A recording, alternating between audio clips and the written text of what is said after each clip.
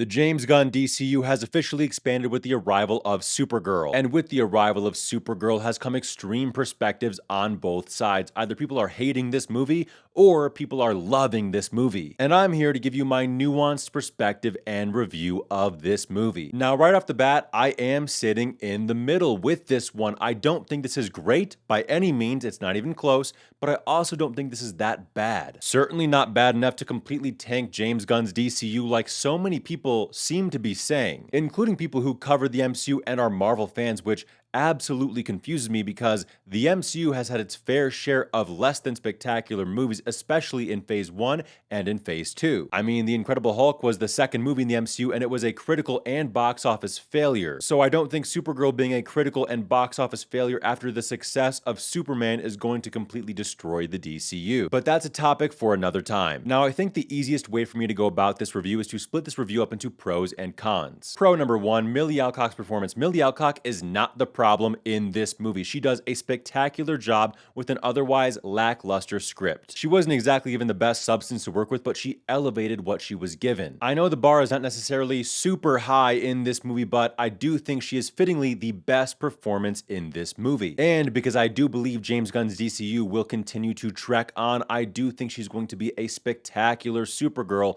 for the DCU. Another positive or somewhat complicated positive for me is Lobo in this movie. Everybody's talked about it for years at this point. Jason Momoa was born to play Lobo. He should have played Lobo to begin with. He should not have been Aquaman in the DCEU. As such, his performance here as Lobo in the little screen time he has is great. It's exactly what I would want to see from the character, at least in the confines of this movie. Obviously, I would like to see more of him in other movies. Is he to some degree just playing himself?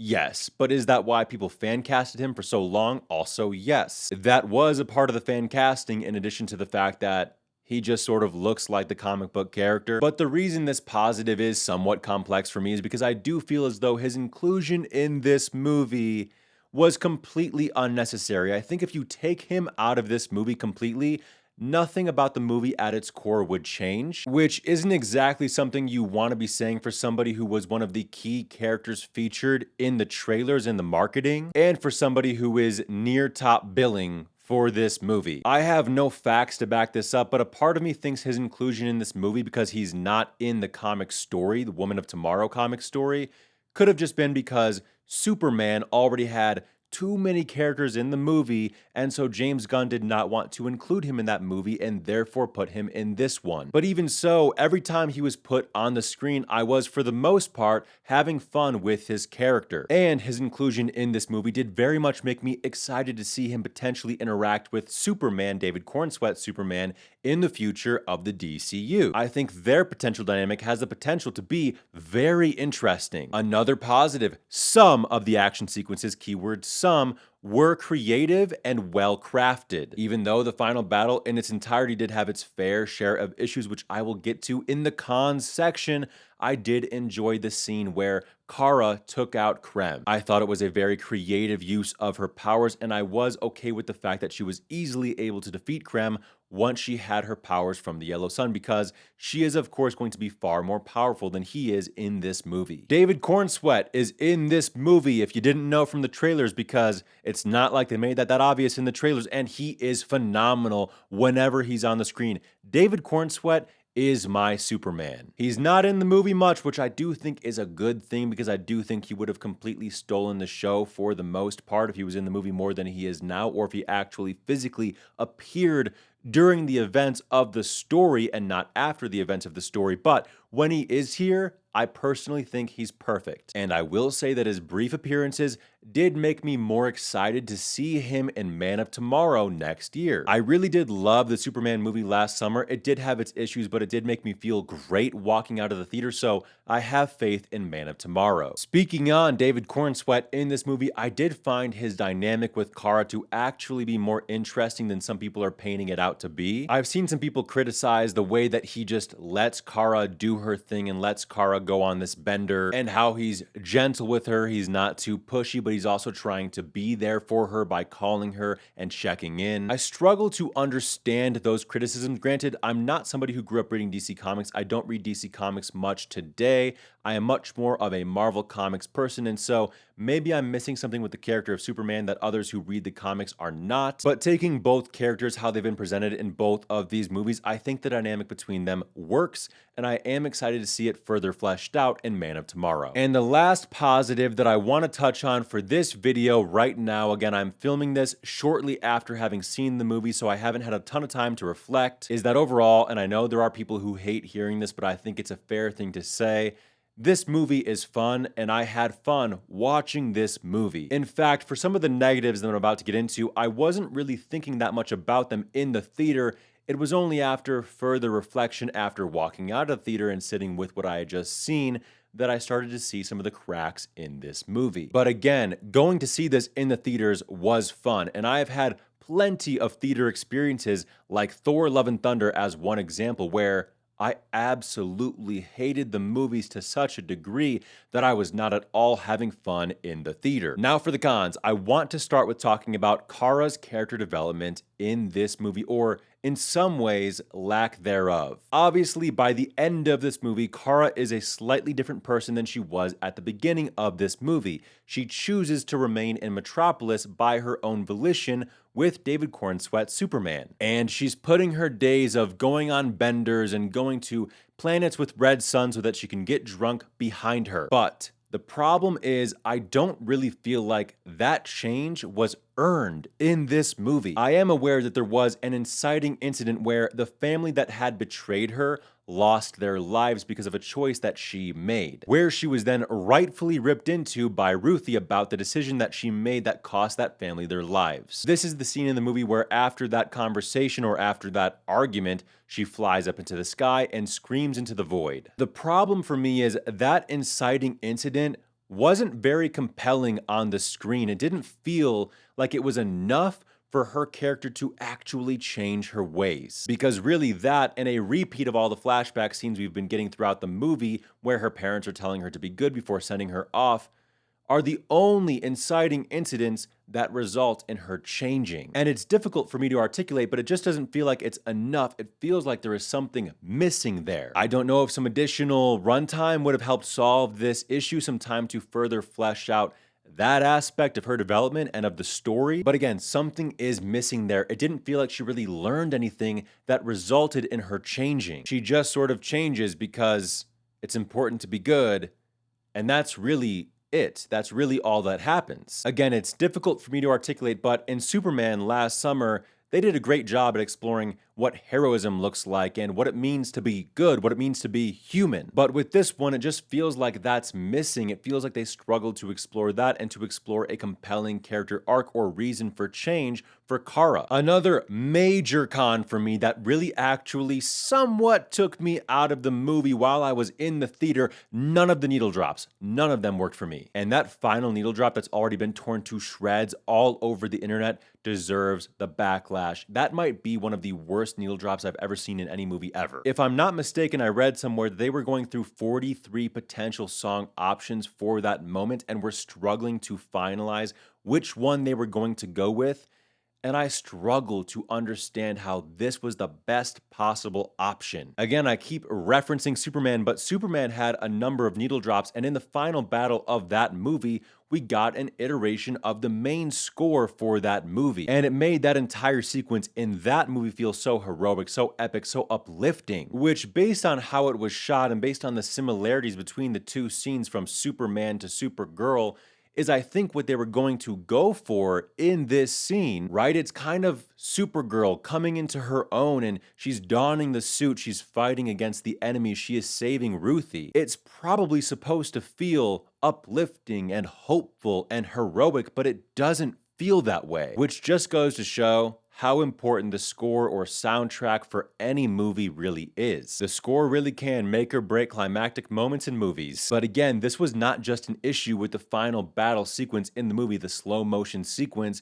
This was an issue throughout the entire movie. I don't know what went wrong. I know James Gunn did not direct this movie, but he definitely had a hand in influencing this movie. He is the president of DC Studios. And James Gunn, for the most part, has never really missed in the Guardians of the Galaxy movies when it comes to needle drop moments. Yet, literally, almost none of them worked here, and I just don't get what went wrong. The music of this movie just didn't work for me and wasn't memorable. Superman had an incredible score and soundtrack, which is made worse by the fact that I know they can do it. Superman had an incredible score and soundtrack. I still listen to Look Up, Last Sun, Your Choices, Your Actions, and Walking on Air somewhat regularly. And the same can be said for Punk Rocker. Punk Rocker specifically dominated trending audios across social media platforms all summer long last year. Whereas Supergirl doesn't have anything in the score or in the soundtrack that I think will stick with me, and I can't imagine any of it becoming a trending audio either. And that's not to say that any given song from any given movie has to become a trending audio in order for that movie's soundtrack or score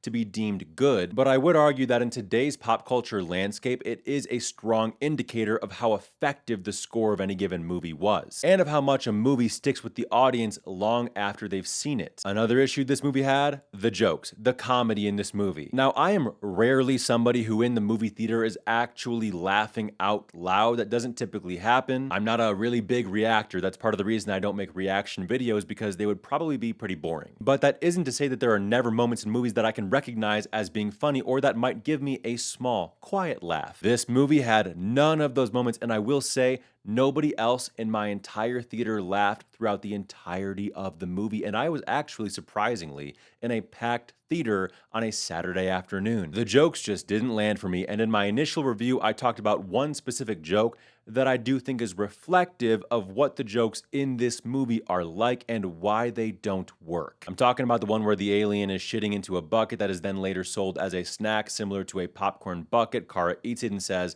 "This tastes like shit." I don't know who wrote that, but I really wish they hadn't. Next up, the visuals of this movie. I am sure this is something that a lot of people are talking about or will be talking about.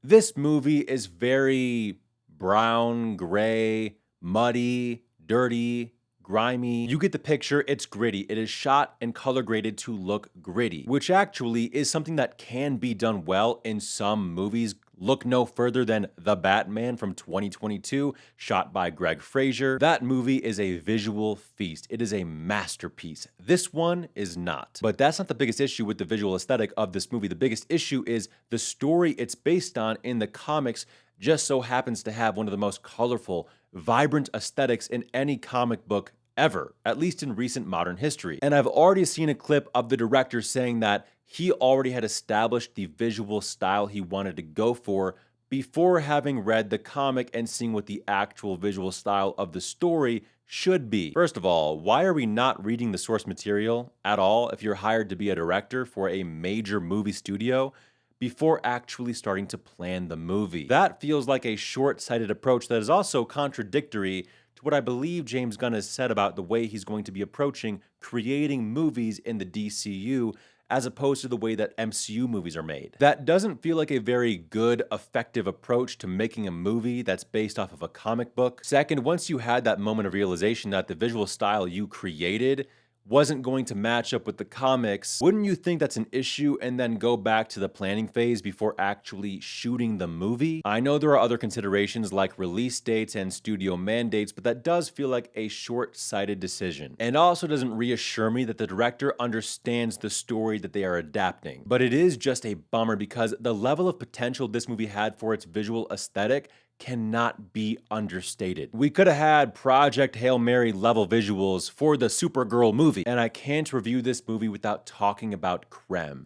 Krem is one of the weakest villains I have ever seen in any comic book movie. I wouldn't go as far as to say he's the worst. I would have to really sit back and review a lot of the past movies that I have seen before making a statement quite like that, but he is just really uninteresting. He's not interesting to look at.